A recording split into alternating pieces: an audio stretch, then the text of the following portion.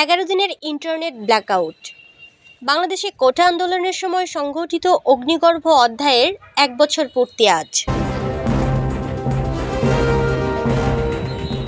স্বাগত জানাচ্ছি ঝোড়ো সংবাদে। 2024 সালের জুলাই মাস ছিল বাংলাদেশের ইতিহাসের এক রক্তাক্ত ও আলোচিত অধ্যায়। কোটা সংস্কার আন্দোলনের সূত্র ধরে দেশের শিক্ষার্থীরা আন্দোলনে নামে, যা দ্রুতই সহিংসতায় রূপ নেয়।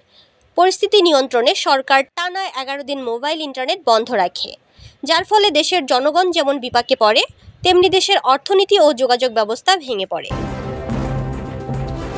2024 সালের 18 জুলাই দেশের সব মোবাইল ও ব্রডব্যান্ড ইন্টারনেট আচমকা বন্ধ করে দেওয়া হয়। 24 জুলাই সীমিত আকারে ব্রডব্যান্ড চালু করা হয় কিছু ব্যাংক ও জরুরি পরিষেবার জন্য।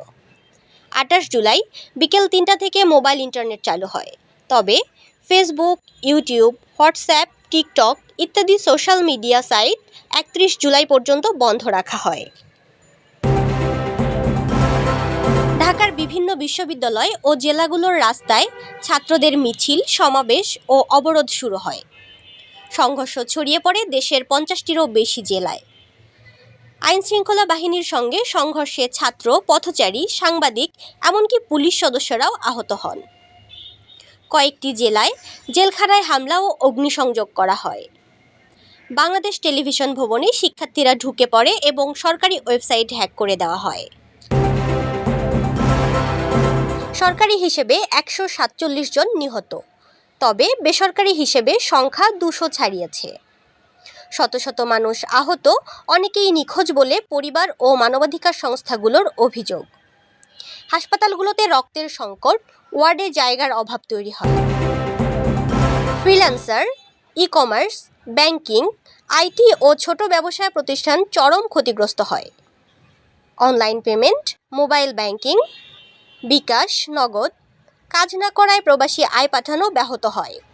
এতে আনুমানিক ক্ষতির পরিমাণ 21 থেকে 25 মিলিয়ন মার্কিন ডলার।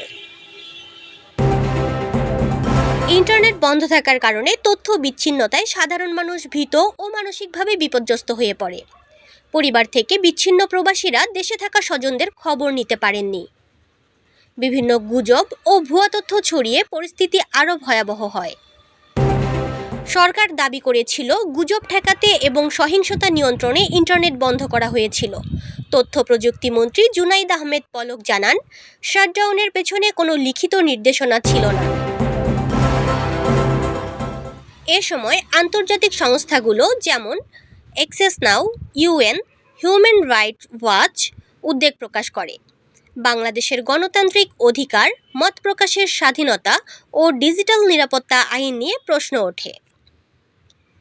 11 দিনের এই ইন্টারনেট বন্ধ ছিল বাংলাদেশের ইতিহাসের সবচেয়ে দীর্ঘ ও বিতর্কিত ব্ল্যাকআউট।